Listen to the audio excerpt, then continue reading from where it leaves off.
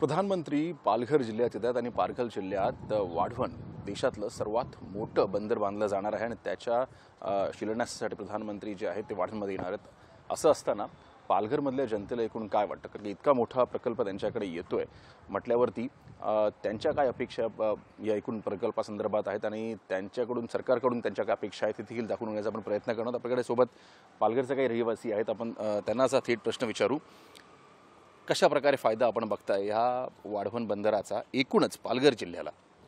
प्रथम मी देशाचे पंतप्रधान नरेंद्रजी मोदी यांचं अभिनंदन करतो आणि आम्ही नशीबवान आहे पालघरवाले आणि पालघर भागातील जनता सगळी खुश आहे। आणि एक मला सांगायचं आहे इकडच्या विकासाच्या बाबतीत, तर मला तरी आठवतं 40-45 वर्षापूर्वी पालघर भागामध्ये MIDC आलेली, त्याच्यामुळे लोकांचा पहिला विरोध होता। नंतर MIDC मुळे हजारो लोकांना इकडे कामगार वर्ग असो, विद्यार्थी असो, सगळ्यांना इकडे रोजगार मिळाला। कितीतरी इकडे बलाढ्य झालेले आहे लोक आणि त्या अनुषंगाने इकडचा जो डेव्हलपमेंट आहे ते मोठ्या प्रमाणात झालं। त्याच्यानंतर पालघर जिल्ह्यामध्ये तर पालघर तालुक्यामध्ये असे 5 प्रोजेक्ट मोठमोठे जातात। सागरी महामार्ग असो, कॉरिडॉर असो, बुलेट ट्रेन असो, वेगवेगळ्या अशा देशाच्या पंतप्रधानांनी 5 हे मोठमोठे प्रोजेक्ट पालघर तालुक्यामध्ये आणून दिले आणि त्याचा आम्हाला आनंद आहे। आणि त्याच्यामुळे इन्फ्रा एवढं वाढणार आहे मोठ्या प्रमाणामध्ये की जशी मुंबई झाली त्याच्यानंतर ही दुसरी मुंबई ही पालघरमध्ये होणार आहे। गुजरात असो, मध्य प्रदेश असो, दिल्लीला असो, पूर्ण भारतामध्ये इकडनं सगळा व्यवहार होणार आहे। त्याच्यानंतर इकडनं समृद्धी महामार्गाला पण वाव मिळणार आहे। आम्ही जे शिर्डीला 5 तास लागतो जायला, तो आम्ही 2 ते 2.5 तासामध्ये शिर्डीला पोहोचू शकतो। असं समृद्धी मार्ग इकडे चारोटीवरनं जाणार आहे। म्हणजे चारी बाजूनी बघायला गेलं तर हा प्रोजेक्ट खूप महत्त्वाचा आहे देशाच्या दृष्टीने। फक्त आम्हाला पालघरवासियांसाठी नाही, महाराष्ट्रासाठी नाही, पूर्ण देशाला काही जगाला याचं महत्त्व जाणणार थोड्या दिवसांनी कळणार आहे। आपण सांगा, आपण मी ऐकलं खूप जुने रहिवासी इकडचे आहात आणि आपण प्रकल्पग्रस्त देखील आहात, आपलं काय म्हणणं आहे आणि कुठल्या प्रकल्प आपण जमीन आपली गेली?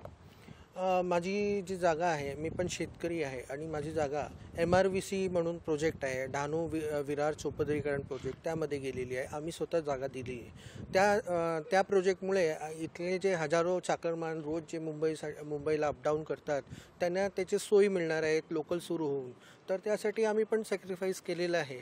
आणि विषय असा आहे की वाढवण बंदर जे आहे त्याचं ग्लोबल इम्पॅक्ट आहे। इतका मोठा प्रोजेक्ट आमच्या पालघर जिल्ह्यात येतोय, तर आम्ही त्याचं स्वागत करतोय, मोदीजींचा धन्यवाद व्यक्त करतोय। मोदीजींनी हा जो प्रकल्प आमच्यासाठी दिलेला आहे आणि दिलेला आहे ठीक आहे, पण त्यापेक्षा इथल्या स्थानिक जनतेने पण त्याचं स्वागत करायला पाहिजे असं माझं मत आहे। कारण इथे आपल्याला आर्थिक दळणवळण खूप वाढणार आहे, इन्फ्रास्ट्रक्चर आपलं वाढणार आहे। आणि मोदीजींनी 2014 पासून पालघर जिल्ह्यात महत्त्वपूर्ण 4 प्रोजेक्ट आपल्याला ऑलरेडी दिलेले आहेत।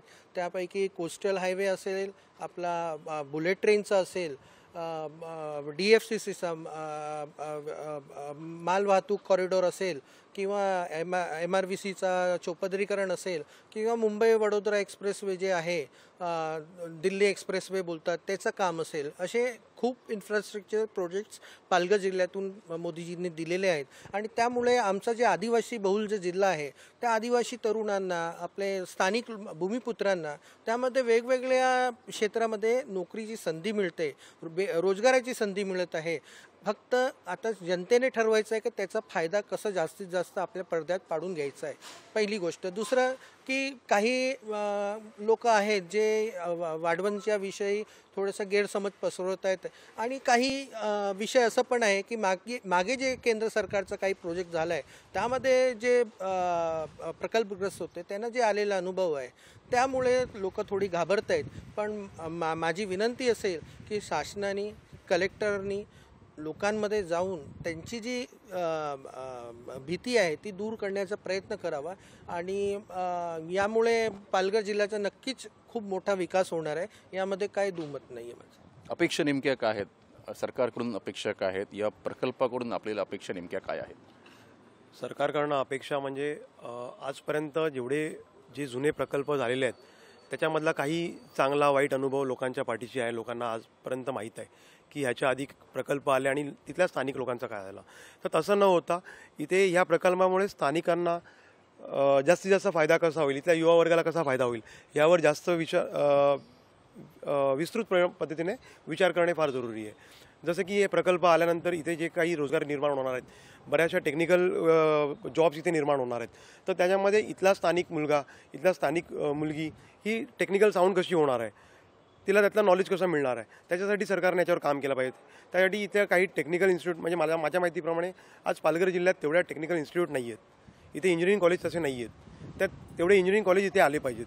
त्यांना इथल्या मुलांना टेक्निकली ते शिक्षण त्यांना मिळालं पाहिजे व्यवस्थित. त्याच्यामुळे त्यांचा एक वेगळा कोटा असला पाहिजे ते शिक्षण घेण्यासाठी. पण ते तिथे शिकल्यानंतर त्यांना काही आता प्रोजेक्ट आज चालू झाला म्हणजे लगेच उद्या चालू होणार नाही आहे. त्याला पूर्ण प्रोजेक्ट फुल फ्लॅश रनिंग मोमेंटमध्ये येण्यासाठी कमीत कमी 10 वर्षाचा टाईम जाणार आहे. तर त्या मधल्या 10 वर्षाच्या टाईममध्ये इथला स्थानिक मुलगा कुठे जाऊन काम करतोय आणि त्या कामाचे त्याला पैसे मिळतात अशी काहीतरी यंत्रणा इथे राबवली गेली पाहिजे, जेणेकरून तो मुलगा आज शिकतोय, 10 वर्षानंतर त्याला त्याच्या गावात त्याला जॉब मिळेल. आपलं नाव काय, आपण इकडे कधीपासून आहात आणि या प्रोजेक्टमुळे आपलं मत काय नेमकं की सरकारनं काय करावं आणि इकडच्या स्थानिक आपण रहिवासी आहेत तर काय नेमकं या संदर्भात आपलं मत आहे? माझं नाव आहे शिरीष रमेश संखे. मी दापोली गावचा रहिवासी आहे. प्रकल्पापासून एकदम जवळच राहतोय.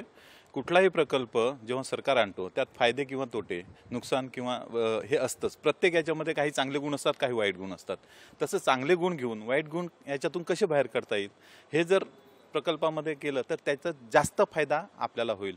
उदाहरणार्थ द्यायचं झालं तर जे विरोधावाले विरोध करतायत की प्रकल्प आपल्याकडे नाही आहेत, पण हाच प्रकल्प जर गुजरातला गेला तर ते उद्या हे पण बोलतील की इकडचा प्रोजेक्ट तुम्ही तिकडे का नेला, म्हणजे महाराष्ट्राला रिकामी करून गुजरात भरायला लावलंय का. आणि आज जर महाराष्ट्रात प्रोजेक्ट होतोय तर त्याला पण विरोध करतात. म्हणजे विरोधच करतात ते, फक्त त्यांचा ह्याच्यामध्ये दुसरा काही उद्देश नाही. महत्त्वाचं आहे की प्रकल्प आल्यानंतर जो एखादा आपल्याला फायदा असतो किंवा तोटा असतो तर तो तोटा दूर करून फायदा त्यात कसा घेता येईल, आपल्या स्थानिक लोकांना त्याचा फायदा जास्तीत जास्त फायदा कसा होईल हे बघितलं पाहिजे असं आपलं मत आहे. एकूण जनता खुश आहे पालघरची, कारण अशा प्रकारे प्रोजेक्ट येणं आणि त्याचबरोबर मोठ्या प्रमाणात रोजगार निर्मिती होतं. पण अशा सेम बघतोय की पालघर हा खूप चांगला नैसर्गिक पूर्ण नटलेला हा एकूण प्रदेश आहे. आपलं नेमकं काय मत आहे संदर्भात? पालघरमध्ये ॲक्च्युली हा पालघरमध्ये प्रोजेक्ट आला आमचं भाग्य आहे पालघरवासियांचं की एवढा मोठा प्रोजेक्ट आज आल्यामुळे पालघरचं नाव अख्ख्या जगात जाणार आहे.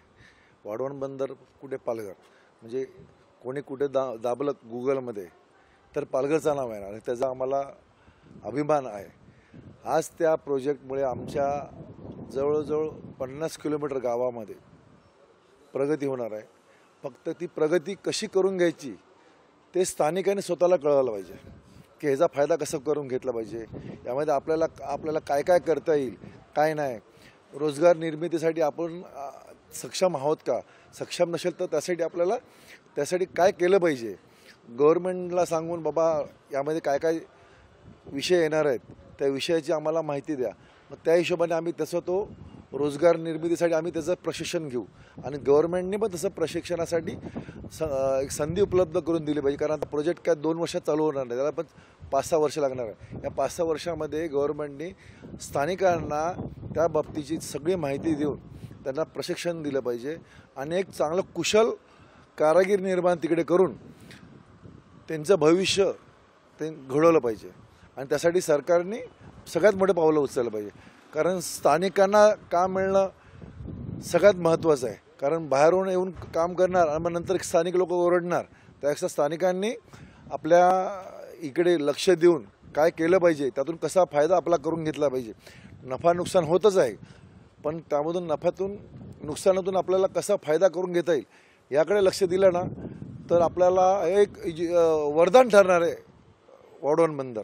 वरदान ठरणार आहे. ॲक्च्युली ही खरं तर पालघर वासियांची एकूणच मनस्थिती सध्या आहे. स्वागत करतायत या प्रोजेक्टचं, पण तसं असताना देखील स्थानिकांकडे जास्त लक्ष दिले पाहिजे, तर ही त्यांची एक मागणी आहे. आणि जास्तीत जास्त इकडच्या युवाला, इकडच्या लोकांना, इकडच्या रहिवाशांना फायदा कसा मिळेल याबद्दलही इकडची लोक वाच्यता करतायत. त्यामुळे येत्या काळात नक्कीच वाढवण बंदर ही पालघरची एक नवी ओळख होईल आणि आंतरराष्ट्रीय स्तरावर देखील पालघर ओळखलं जाईल. शिलार, दूरदर्शन, पालघर.